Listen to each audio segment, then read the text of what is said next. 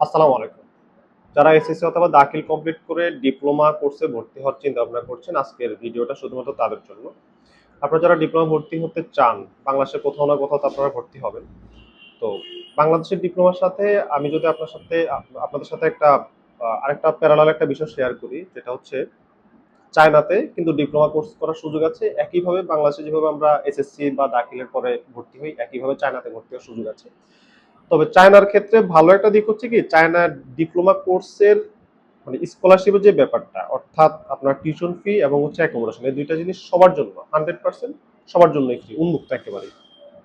আর হচ্ছে বাদ বাকি থাকলো হচ্ছে চায়নায় ধরেন যে আপনি আহ, যে খাওয়ার খরচটা আপনার নিজেকে বিয়ার করতে হবে। তো সেক্ষেত্রে হচ্ছে বাংলাদেশ থেকে কারো যদি এসএসসি তে জিপিএ ভালো থাকে, অর্থাৎ জিপিএ 5 অথবা কাছাকাছি রিকোয়ারমেন্ট যাদের থাকে আর কি, রিকোয়ারমেন্ট যদি ফুলফিল করা যায় তাহলে হচ্ছে আপনি এখানে উপবৃত্তিও পাবেন। অর্থাৎ যে হাত খরচটাও যদি আপনি বাংলাদেশে কোথাও যদি পড়েন, ধরেন যে আপনি ডিপ্লোমা, আপনার বাড়ি হচ্ছে ধরেন যে ঢাকা জেলায়, আপনি ডিপ্লোমাতে হয়তো চান্স পেলেন হচ্ছে ধরেন যে ঠাকুরগাঁও অথবা রংপুর, তো সেখানেও তো আপনি আসলে একটা হাত খরচের বিষয় আছে না। আপনি হয়তো এখানে যদি হোস্টেল না পান, হোস্টেল না পেলে হচ্ছে আপনার একটা মেস নিয়ে থাকতে হবে। মেসে হচ্ছে মেসের ভাড়া বলেন বা হচ্ছে হাত খরচ, পকেট খরচ যা যা আছে আর কি, খাবার টাবার মিলিয়ে, তো সেটাখানেও তো আপনার আসলে একটা বাজেট আছে আর কি। তো কেউ যদি একান্ত সেটা নাও পান, হাত খরচটা উপবৃত্তিটা যদি নাও পান, তারপরে কিন্তু আপনি বাংলাদেশে একটা বাচ্চার যে পরিমাণ হাত খরচ লাগে একটা জেলা শহরে, মোটামুটি ওই রকম খরচে আপনি কিন্তু চায়নাতে মানে সার্ভাইভ করতে পারবেন। অর্থাৎ চায়নায় 8 থেকে 10 হাজার টাকার মধ্যে কিন্তু আপনার মোটামুটি একটা মাসের খাবার খরচ থেকে আরম্ভ করে হাত খরচ এগুলো মোটামুটি হয়ে যায়।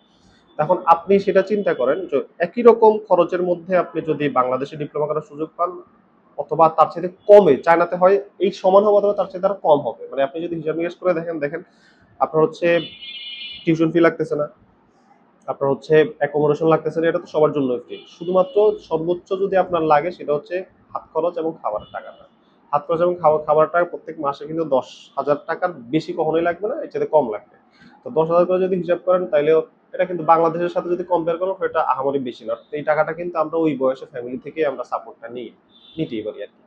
তো এই ব্যাপারটা মাথায় রেখে আপনি যদি মানে আপনার এখন এই প্ল্যানটা তৈরি করেন যে আপনি বাংলাদেশে ডিপ্লোমাটা করবেন 4 বছর, নাকি এটা হচ্ছে আপনি চায়নাতে করবেন, বা আপনার ক্যারিয়ার অপরচুনিটির ক্ষেত্রে আপনি কোনটাকে প্রায়োরিটি দিবেন, এই দুইটা বিষয় আপনার সামনে রেখে আপনি চিন্তা করতে পারেন।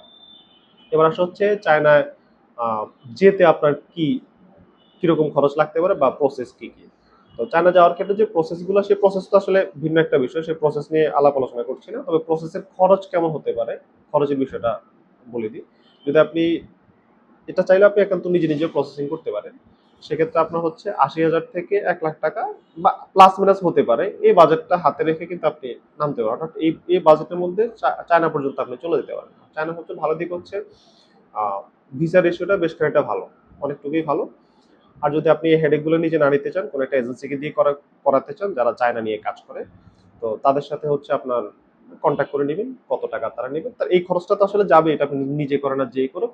আর একটা এজেন্সির কাছে গেলে হয়তো তার সাথে আরো কিছু টাকা সার্ভিস চার্জ অ্যাড করবে, সেটা এজেন্সি ভেদে ভিন্ন হতে পারে, সেটা আপনি তাদের সাথে ওইভাবে চুক্তি করে নেবেন। এই হচ্ছে আর কি বিষয়। তো এই সিনারিওটা মাথায় রেখে আপনি ধরেন যে পরিকল্পনা করেন আপনি ডিপ্লোমা বাংলাদেশে করবেন নাকি চায়না থেকে একটা ডিপ্লোমা করে আসবেন। ধন্যবাদ।